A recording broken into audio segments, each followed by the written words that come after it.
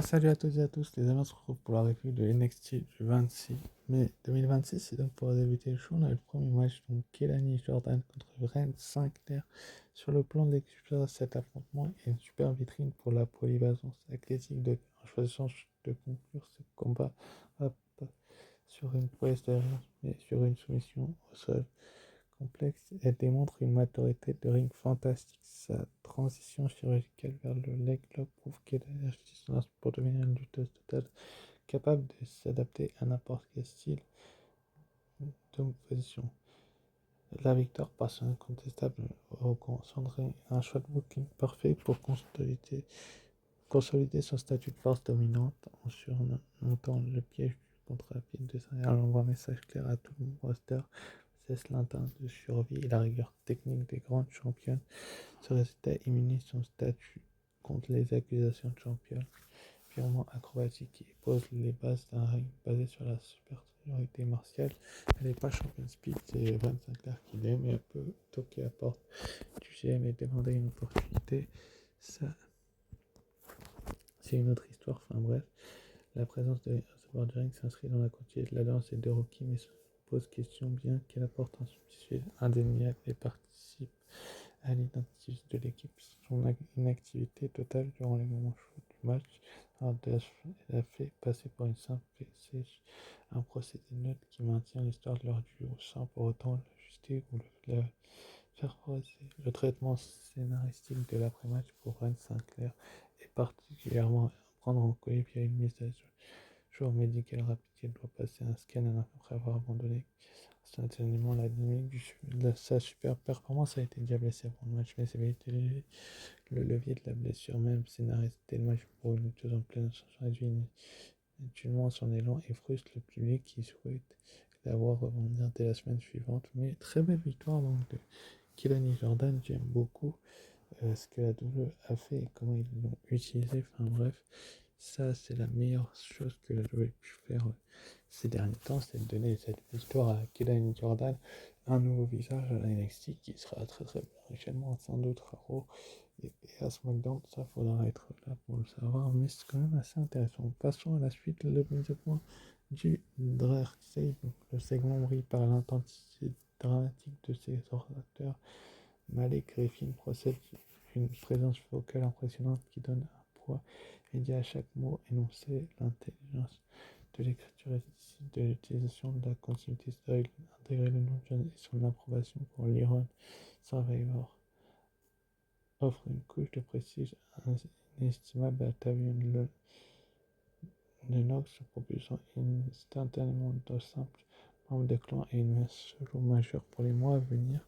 L'utilisation de l'argument du maillot faible pour justifier l'exclusion d'un membre et un archétype narratif vieux comme le monde dans l'histoire des factions du cas, c'est une forme neutre. Elle est efficace pour installer des bases claires pour une finalité de vengeance, mais elle manque cruellement d'originalité créative. On reste dans une zone de comptoir scénaristique très balisée par la WWE. Enfin bref, le principal défaut de cette mise au point réside dans sa structure purement unilatérale. Laisser à livrer un long monologue sans qu'aucune musique d'interaction ne vienne dynamiter le segment rend assez statique, même si les bookings tentent un coup subtil en montrant à toute fin du show Savon Sugar observant ses anciens partenaires de loin sur le parking.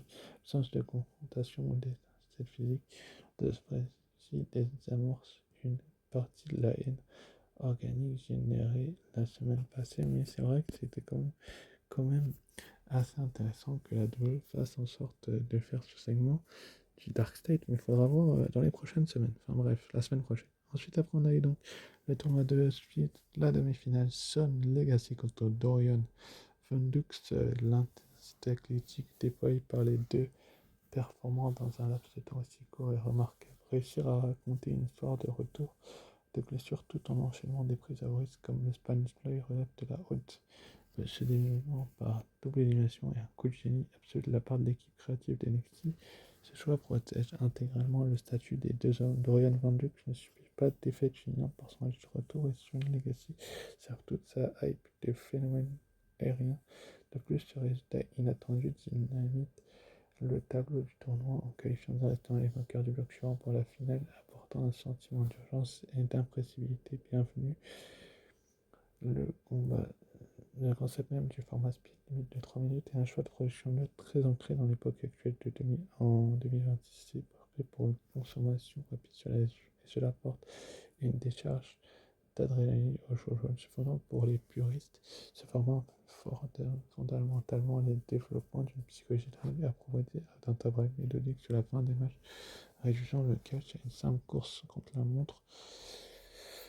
Le point noir sur ce match provient de l'équipe des commentaires qui justifie juste après la cloche en logeant sur le fait que Dorian n'a toujours pas décroché la main du officiel pour un lutteur qui revient de longs mois d'infirmerie et qui a besoin de repos. Tant que Menax fait pointer du doigt ses statistiques d'échecs passe affaibli inutilement son statut et gâche l'impact. Complètement d'accord sur ça, j'irais même plus loin, c'est-à-dire que les commentateurs devraient respecter Dorian qui a traversé le circuit indépendant pour en arriver là où il en est aujourd'hui.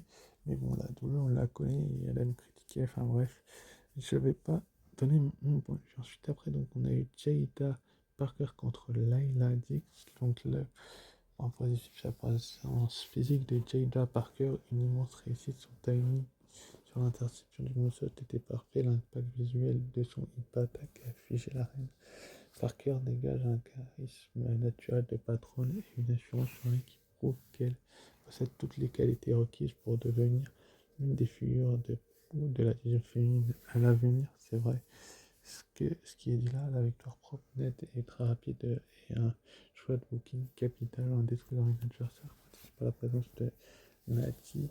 Parker s'impose comme une force indomptable qui n'a que fait des réputations ou des héritages familiaux. Ce résultat sans bavure lui donne une dynamique Kosa et la positionne directement comme une prétendante crédible au titre de Dolores, prouvant que la hiérarchie NXT se dicte par la force brute. C'est vrai, ce qui est dit là est exactement la vraie association éléphante Layla Dix et Nati est intéressante pour intégrer la notion de transition entre générations très chère à la de c'est une procédé neutre, cela donne un peu de relief à l'entrée mais comme la vétérane n'a pas eu de rôle actif, sa présence reste purement visuelle et n'apporte rien au développement de l'action. La principale représentation dans sa priorité, c'est cible en réduisant l'aide à faire valoir en moins de 2 minutes.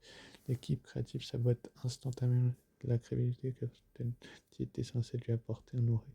Non prévoir dire que savoir offrir une résistance technique plus constructive afin de valoriser d'autant plus la victoire finale de Parker plutôt que d'assister à un squash match qui laissait un coup d'inachevé. Je suis complètement d'accord là-dessus.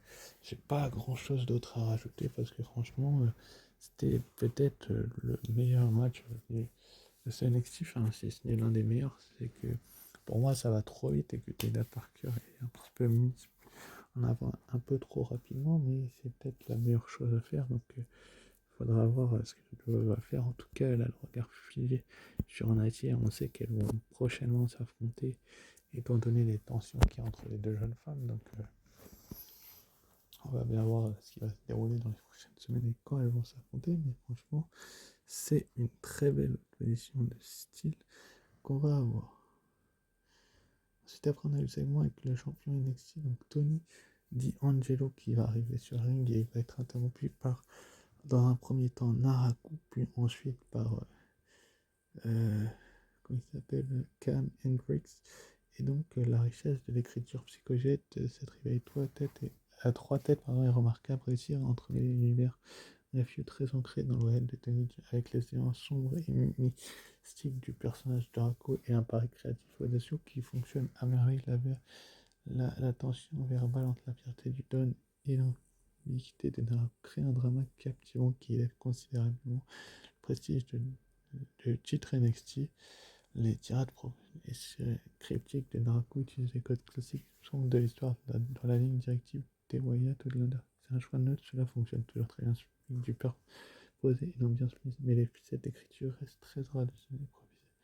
Et précis pour les fans de longue date, le traitement physique de Cam lors de ce segment est un échec. Tenter une attaque par hasard pour finir par se faire électrocuter comme un débutant en 2 secondes par Naraku dévalue fortement son statut de recrue star à l'ascension fulgurante pour un homme censé challenger le Dan pour un titre majeur. Là, ce manque de répondant physique fait passer pour un lâche un peu faible, ce qui affaiblit l'enjeu du futur match. C'est vrai qu'il l'a, mais il a quand même tenté de faire le fouvre et d'attaquer Tony D.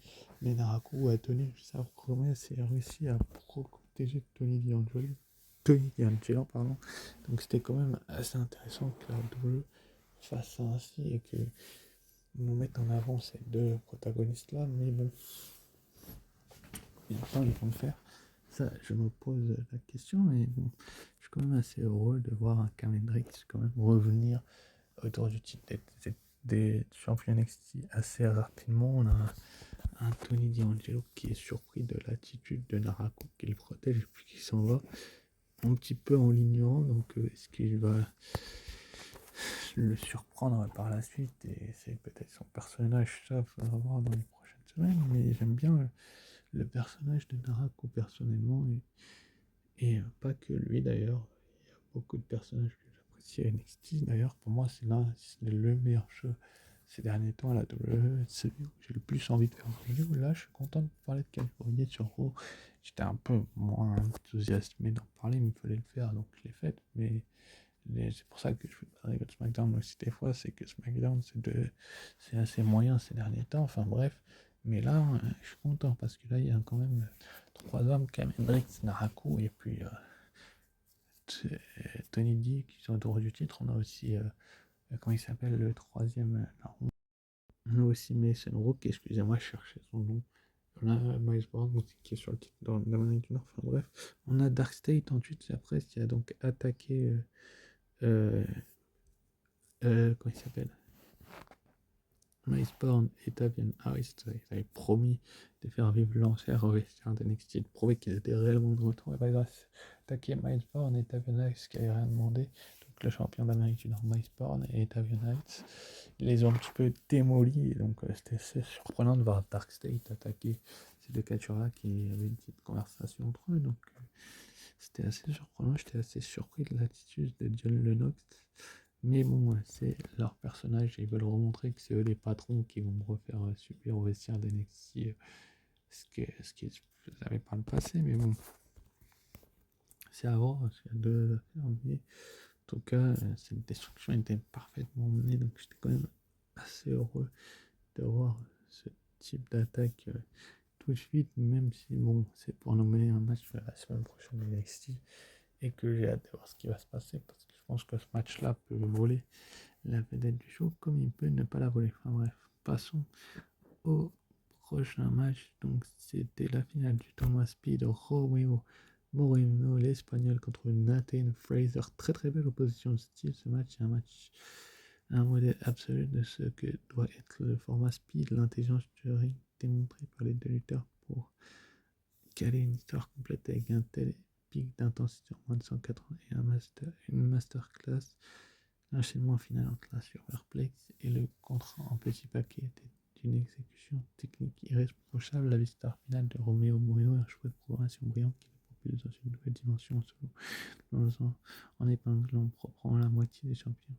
Enfin, non, au bout du fait, Moreno officialise son statut de grand espoir des futures métaphores, si vous voulez. Il n'y a pas de métaphore. Enfin bref, il était accompagné de Noam Dar sur résultat force une dynamique colossale pour la voie à des superbes rivalités de champions pour Moreno, c'est capitaliser sur les opportunités chaotiques. Le fait que ce match soit devenu la finale directe suite à une imprévue qui est un choix de neutre, cela donne un côté très organique, vivant et direct, réel au show, ce qui plaît énormément au public moderne de l'autre. Cela va sur la rigueur que l'on attend d'un tournoi officiel en éliminant des étapes clés de manière un peu abrupte. Le point négatif, cette défaite propre, top net, la dynamique solo que Nat commençait à construire en part de son run pas équipe avec perdre une finale et faisait sur un simple contre alors qu'il venait de porter après laisse un arrière-coup de pour son personnage qui méritait une meilleure protection créative, mais c'est comme ça, c'est peut-être la meilleure chose que je voulais pu faire, c'était de tout simplement mettre en avant Romeo Moreno et Nathan Fraser aussi, mais Romero Moreno était un peu plus mis en avant et c'était peut-être la meilleure solution que la 2 ait pu faire, c'était de mettre Romero Moreno en avant plutôt que Fraser. Et donc Fraser va féliciter Romero Moreno en lui levant le bras. Il va avoir et Nathan Fraser le félicite et Axiom et Noam Dar applaudissent. Et voilà quoi, c'était assez intéressant. Et il va y avoir donc le champion speed de Lexis King sur le pupitre avec son clan First Right, je crois qu'il s'appelle. First Right, ouais, c'est ça. Et on les confrontait du pupitre. Et c'est pour ça d'ailleurs que Romero Moreno regarde en haut, hauteur. Et c'était vraiment assez intéressant de voir un match d'une telle beauté, d'une telle qualité. Enfin bref. Passons à la suite, on était censé avoir un tag team match entre OTM et The Culling, mais il n'aura pas lieu finalement. Et la personne de Sean Spears qui dans ce segment est exceptionnel. Ce rôle de instable, froid et travaillant prêt extrême pour imposer sa loi aux plus jeunes lui conviennent. La pulsation brute de la chaise en acier porte une texture de haine immédiate qui donne un énorme plus-value dramatique de prédateur des coulisses. C'était quand même assez intéressant. L'animation plus récente par équipe et une mécanique de hooking de trek. C'est un outil standard pour faire monter la jauge qui voulait voir de l'action sur le ring tout en protégeant les corps des athlètes pour des enjeux futurs plus importants et en justifiant logiquement l'influence tard dans la soirée. Le recours à une énième attaque par requisite pour annuler ce match d'une certaine presse dans l'équipe des dynamiques des clans NXT. C'est une formule qui prive les fans d'un par équipe qui s'annonçait hyper physique et intense en remplaçant du catch par un segment de violence gratuit et revu. Je suis d'accord là-dessus, là aussi, mais il fallait un petit peu aussi libérer du temps au match entre Charlie Dempsey et Shiloh Hill qui arrive juste après. Donc c'est quand même une très bonne solution trouvée par la WWE. Justement, en parlant du match entre Charlie Dempsey et Shiloh Hill, le voici le travail technique fourni par Chet durant ce match est un régal pour les puristes du catch. Sa conscience du positionnement au sol et la fluidité de ses clés de bois sont exceptionnelles. La victoire surprise de Charlie par le biais d'un compte rapide et un choix de booking marquant pour le technicien en chef du show à son propre jeu du positionnement au sol lui confère un boost de crédibilité immédiat auprès du plus grand public. Il en avait déjà eu un il y a quelques temps en battant Rocky Saints qui depuis parti à SmackDown sur ça prouve qu'il possède l'intelligence pour bousculer la hiérarchie établie de NXT au-dessus intelligemment les dynamiques de la division midcard. Je suis d'accord. Le point net, c'est l'annonce faite par Tristan et NJ concernant le futur concours de beauté dans 2 semaines et un virage créatif très ancré dans la divertissement pure sauce NXT. C'est un procédé neutre. Cela apporte une touche d'humour et de légèreté bienvenue pour diversifier le show et reposer plus entre 2 matchs intenses, mais ce genre de segment très cliché peut agacer les fans de sport, de combat sérieux. Bref, la duration relative de Charlie lors de ce final est regrettable, voire l'un des lutteurs les plus crédibles sur le plan technique se faire épingler par un simple roll-up surprise après avoir affaibli grandement l'aura des sérieux de son clan Pierce Straight qui ressort frustré de cette séquence. Ça, c'est vrai, mais je suis pas complètement d'accord. C'est que Wright avait besoin aussi de perdre. Enfin, il avait surtout besoin d'une victoire. Notre ami Shiloh Hill était un petit peu sur la pente descendante. Enfin, il gagnait ses matchs, mais il avait un petit peu de mal à se trouver. Il se cherchait un petit peu. Donc, c'est la solution que la WWE a trouvée. C'est très bien. Et c'est une très très bonne chose. Enfin, moi, j'aime quand la WWE prend des décisions comme ça. Et que je mette en avant, en tout cas, très belle victoire de Shiloh Hill. Donc qui va avoir après une petite altercation donc avec Kristen Angel. Je ne sais plus si je vous ai mis l'image ou pas. Oui, je vous ai mis l'image, elle arrive. Mais en tout cas, c'était quand même assez intéressant de voir ce qui s'est passé entre lui et Tristan Angel. Et enfin, il s'est nommé Monsieur NXT. Monsieur NXT, il a fait une pétition, etc., etc. Mais enfin bref, c'était quand même assez intéressant et assez drôle de voir Shiloh Hill se faire un petit peu mettre en avant. Je suis content que Shiloh Hill soit mis en avant, mais si elle est un peu de temps, enfin bref, on va voir par la suite ce qui va se passer dans ce concours de beauté. Enfin bref, passons au main event NXT Women's Championship, donc pour le titre féminin de NXT, Lola Vice contre Izzy Dès la performance globale des deux lutteuses dans ce milieu de plus de 13, une immense réussite avec l'intensité des frappes et la qualité des transitions offert un spectacle digne des plus grands premium live events. C'est vrai qu'Isday a prouvé sans l'ombre d'un doute qu'elle avait le niveau pour porter un grand match de championnat. La victoire finale reste une pauvreté narrative majeure pour l'instant de la NXT en survivant à une tricherie flagrante, le coup de ceinture, un arbitre défaillant lié au ref pump et à la prise de finition de sa rivale. 6 mois de définir la légitimité de son règne, ce résultat prouve qu'elle possède non seulement la supériorité martiale issue de champion en MMA, mais aussi le cœur, l'endurance et le mental d'une championne d'exception capable de surmonter tous les obstacles injustement propres. Par son backfist signature à soi, son statut de patronne incontesté du shoujo donne à son titre une aura d'invisibilité fantastique. Ça, c'est vrai. Ce qui est dit là, l'intervention du club pour évacuer Sean Spears et Nico Benz sur une site est une mécanique très classique. C'est un procédé neutre, il est parfait et cohérent par rapport à ces événements tragiques survenus plutôt en coulisses, mais cela reste très donné pour nettoyer les barres et offrir un contre et un plus vrai. Le principal et lourd reproche de ce réside dans le surbooking intégré, indigeste et étouffant des trois dernières. Utiliser le clé de l'arbitre à son RFM combiné au lancer de ceinture illégale et au contre-lan vient gâcher la pureté d'un combat qui était jusqu'alors irréprochable. Les titulaires de l'NXT les plus précieux du show jaune méritaient une conclusion nette basée sur la supériorité technique plutôt que sur des articles scénarisés vus des millions de fois à la télé. Fort honnêtement, la trastèque du travail des deux femmes permet de sauver l'ensemble, confirmant les dires des experts. Enfin bref, c'est vrai. Site de HBK. Enfin bref, très belle victoire donc de Lola Vice. Et je suis complètement d'accord avec tout ce que je vous ai dit là. C'est exactement ce que je pense. Et c'est encore une fois, c'est que mon avis. Je peux me tromper. Peut-être que Lola Vice n'est pas contente de sa performance Easy non plus. Ça, on ne sait pas. Mais en tout cas, moi, je suis heureux de ce type de match-là, de ce que je vous ai dit. C'est-à-dire que il y a toutes les tricheries et qu'elle a résisté pas mal à Easy mais qu'elle a prouvé tout simplement que c'était la meilleure championne NXT. C'est quand même assez intéressant. Suite après, à la fin du show, donc on a eu Dark State, John Lennox et ses acolytes. Donc Cutler Jade, c'est le troisième. J'ai pas son nom, n'hésitez pas à le mettre en commentaire. Je crois que c'est. Non, c'est pas Jackson Brink, mais j'ai plus son nom en tête. Mais en tout cas, qui a envoyé un message au roster d'NXT comme quoi la semaine prochaine, ils remettront en place Iceborne et Charlie Dempsey car il y aura un match par équipe.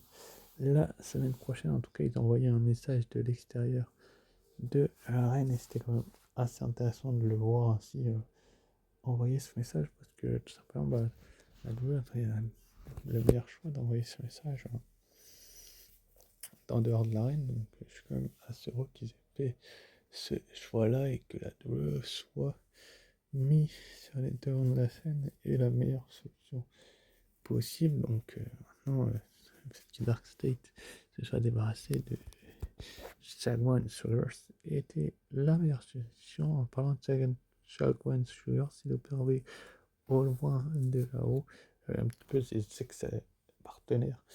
Écoutez en tout cas ce qu'il disait, donc on va voir par la suite ce qui va se passer pour lui, mais en tout cas j'ai hâte de voir la suite. Shagwan Sugars, quand même, qui était au loin en train d'observer, était l'une, si ce n'est la meilleure solution de fait. Enfin bref, c'est sur ce que NXT s'est conclu, annoncé pour la semaine prochaine. Donc on aura Tony D'Angelo qui va remettre son titre de champion NXT en jeu face à Cam Hendricks. Est-ce que Cam Hendricks va devenir le nouveau champion NXT ou est-ce que Tony D continuera à régner? On le saura la semaine prochaine. Il y aura sans doute une review ou pas, ou je verrai bien, mais très certainement la semaine prochaine. Ce sera le main event. On aura également Lizzie Rain, la nouvelle arrivante, face à Zarya. Lizzie et Zarya qui a une altercation, une petite bagarre en coulisses, ce qui nous a mené à ce match. Et en même temps, Zarya a détruit Lizzie la semaine passée. Donc c'est quand même assez logique qu'elle la rentre. Donc c'est quand même une très très bonne idée. Et enfin, on aura donc Mike Bourne et Kevin House, le match que je vous parlais contre Dark State. Donc John Lennox est un de ses partenaires. C'est pas encore lequel ce sera pour affronter donc Iceborne et Tavian Knights, le champion d'Amérique du Nord. On va bien voir ce qui va se passer. Et on aura donc le match pour le titre speed entre Romeo Moreno et Lexis King. Enfin, bref, sacré programme annoncé. On aura sans doute aussi la présence de Vavaït après avoir conservé son titre. Enfin, en tout cas, n'hésitez pas à liker, commenter, partager et vous abonner si ce n'est pas déjà fait. Sur ce, je vous dis ciao, bye et